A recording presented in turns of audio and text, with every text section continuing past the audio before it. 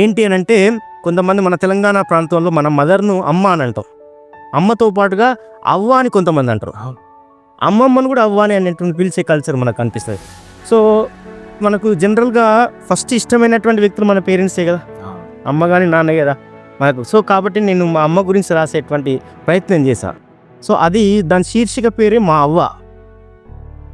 ఎట్లా ఉంటుందంటే, మా అవ్వ పొద్దున్నే నిత్యం భూమిని ముద్దాడే చీపురుతో ఆకిల్ని ఐరన్ కొట్టిన అంగిలా సాఫ్ చేస్తుంది. బజార్లో తెచ్చిన బకెట్లేసి నేల తల్లికి పట్టంచులా పట్టుచీర కడుతుంది. కట్టమైసమ్మను కదా ఉదిచ్చినట్టు గల్మంతా అలికి గడపను బొట్లతో ట్యాంక్ బండ్లు లైట్లలా మెరిపిస్తుంది. మా అవ్వ బోళ్ళన్నీ ఆకిట్లేసి తోమితే ఆకాశం కన్నా అందంగా మెరుస్తాయి.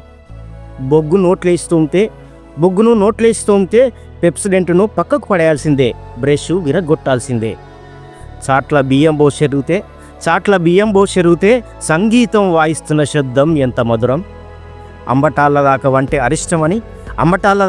అరిష్టమని మంచాల వన్న మమ్ముల మాటిమాటికి లేపుతుంది.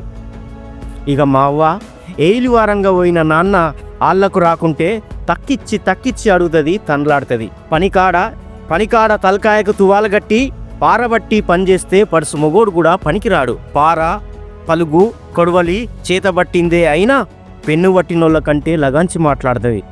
దబ్బున నాకు జ్వరం వస్తే ఏమనిపిస్తుంది బిడ్డ అని కడుపు మీద తడిబట్టేసి పెయ్యంత రుద్ది ఫ్యాన్ తిరిగినట్టు తిరుగుద్ది నా మంచం చుట్టూ. ఏమనిపిస్తుంది బిడ్డ అని సిల్లబోతుంది. ఇట్లా మా అవ్వ రాత్రికల్లా ఎర్ర మన్ను కుండ మీద పిడిషోలే తడిసి ముద్దై ఎండిపోతుంది. అంటే మా కోసం చాలా కష్టాన్ని వచ్చి ఒక ఎర్రమన్న కూడా అలికినంతసేపు చాలా బాగుంటుంది, పచ్చి మంచిగా ఉంటుంది. కానీ అక్కడ దాన్ని పని అయిపోయిన తర్వాత అక్కడ పెట్టిన తర్వాత గట్టిగా మారిపోయి అట్లా ఉంటుంది. సో తన జీవితం మా కోసం, పిల్లల కోసం, కుటుంబం కోసం ఎంత కష్టపడుతుందో మళ్ళీ చివరికి ఏం చేస్తా అంటే నేను ఒంటరిలాగా అయిపోయినా అనేటువంటిది దాంతో ఉండిపోతూ ఉంటుంది. సో అట్లాంటిది ఇది ఫస్ట్ పోయం, నాకు చాలా బెస్ట్ పోయంగా ఇప్పటి వరకు నాకు మీరు చెప్తుంటే గూస్ బంప్స్ వస్తున్నాయి. చాలా బాగా రాసిల్లు. ఇది నా ఫస్ట్ పోయం అండి. సో ఆ పోయమే నాకు ఒక కవిగా బాగా గుర్తింపునిచ్చింది.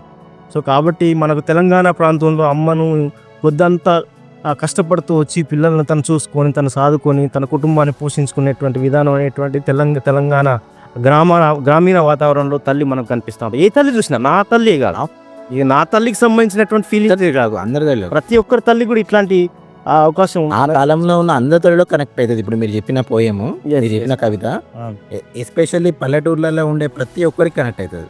మాది జిల్లా పరిషత్ ఉన్నత పాఠశాల చిట్యాలలో నేను చదువుకున్నాను.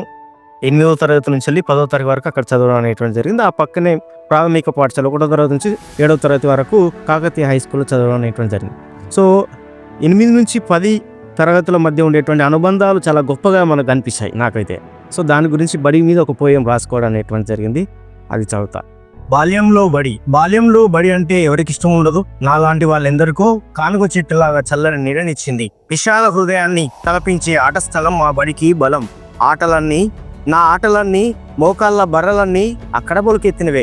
బడి అందరికీ బంగారు గని. పల్లెలను దాటి అమ్మలను వదిలి చదువులమ్మ ఒడిలో తలదాచుకోవడానికి సంబురంగా సాగిపోయేవాళ్ళం. ఉదయం 9ంటికి మా రాకతో బడి కోటంచ జాతరలా కిక్కిరిసిపోయేది. ప్రేయర్కు ముందు ఒక్క విజిల్తో తార్ రోడ్డు మీద తెల్ల లైన్లా తెల్లంగి నీలి రంగు నిక్కర్తో ట్యూబ్ లైట్లా వెలిగిపోయేవాళ్ళం. ఇంటర్వెల్కు ఒకరి భుజాల మీద ఒకరం చేతులేసుకుంటూ పోతూ చింత చెట్టు మీద ఉన్న ఓనగాయలను తెంపుకుంటూ తింటే పండ్లు గొరీలు పోయేవి. అన్నం బెల్లుకు అందరం పంచుకొని తిన్న పప్పన్నం పాయసన్నం కన్నా కమ్మగుండేది. ఇలా సమాన సహవంతి భోజనంతో లౌకికవాదాన్ని చాటేవాళ్ళం. స్వతంత్ర గణతంత్ర దినోత్సవాలకు 4ంటికి నిద్రలేచి శుభ్రమైన కొత్త బట్టలతో ఊరంతా ఓరెత్తే నినాదాలతో తిరుగుతూ వణికించే చలికి వణుకు పుట్టించేవాళ్ళం. ఆటపాటల పోటీల బహుమతులతో ప్రపంచ కప్పు తీసుకెళ్తున్నట్టు ఇంటికి పోయేవాళ్ళం. తెలుగు సార్ జోకుల కోసం, పీటీ సార్ విజిల్ కోసం, మాకిష్టమైన గురువుల పాఠం కోసం కొండకు చూసినట్లు చూసి వారి పాఠంతో మా శక్తినంతా నింపుకొని సాయంత్రానికి పారుతున్న నదిలా ఇంటికి ప్రయాణమయ్యే వాళ్ళం. నేడు బడి కలదప్పింది. నేడు బడి కలదప్పింది, గదులన్నీ మూగబోయి గ్రౌండ్ అంతా పల్చబడి పిల్లలు లేక పాలిపోయింది. చాలా బాగా, చాలా బాగుంది. అసలు ఆ కాలంలోకి వెళ్ళిపోయినాం. సార్ మీ మరొక రచన తువ్వ నేర్పిన పాఠం, అది కూడా మా ఆడియన్స్కి వినిపిస్తారా? తప్పకుండా వినిపిస్తా. తొవ్వ నేర్పిన పాఠం. ఆ తొవ్వను చూసినప్పుడల్లా ఆకాశంలో అందమైన చందమామను చూసినంత ఆనందం. అందరూ ఆ తొవ్వలో ముళ్ళుంటాయని చెప్పులు తొడిగి నడిస్తే నేను అక్షరాలు తొడిగి నడిచా. ఆ తొవ్వ మా ముందు తరాలకు అందని ద్రాక్ష పులనలా ఉండేది. ఆ తొవ్వలో నడుస్తున్నప్పుడల్లా నా పేదరికం నిక్కి ఎక్కిరిస్తే నా తల ఆ తొవ్వకు గోడకేసిన పోస్టర్లా అతుక్కుపోయేది. ఆ తొవ్వలో అందరి ముఖాలు పౌడర్ వేసుకొని మెరిస్తే నాది మాత్రం పరీక్షల్లో ఫస్ట్ వచ్చిన రోజే మెరిసేది. ఆ తొవ్వలో దయాలందరికీ ఒంటికి తాకితే నాకు మాత్రం మనస్సుకు తాకేది. ఆ తొవ్వను చూసినప్పుడల్లా మా బడిలో పెద్దసారు కుర్చీ వెనక గోడకు తగిలేసిన చిత్రపటమే మా కళ్ళల్లో మెదిలేది. ఆ తొవ్వలో రోజు రోడ్డులో నూరిన తొక్కులా నలిగిపోతూ ఒదిగిపోతూ నన్ను కన్నులకు కమ్మదనాన్ని పంచేది. ఆ తొవ్వకు తొలసూరు అడుగులు నావనే కావచ్చు.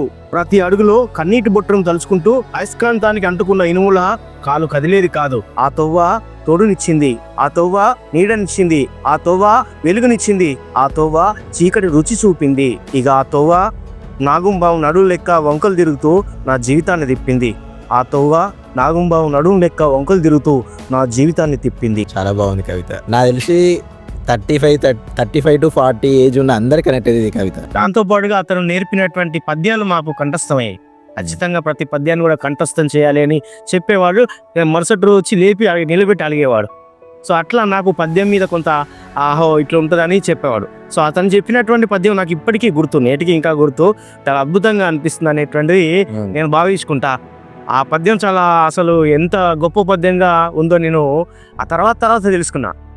ఆ పద్యం ఏంటంటే, అటజని కాంచభూమి సురుడంబర చుంబిసిరస్సర జరి పటల ముహుర్లు తా దబంగ తరంగ మృదంగ విశ్వనాస్ఫుట నటన అనుకూల పరిపుల్ల కలాపి జాలము గటక చెరక్క రేణు కరకంపిత సాలము శీతశైలమున్ అనేటువంటి ప్రబంధ యుగంలో ఉండేటువంటి మన చరిత్రలో ఉన్నటువంటి పద్యం ఇది. అలసాని బుద్ధన్ రాసినటువంటి పద్యం అప్పుడు నేర్పించారు.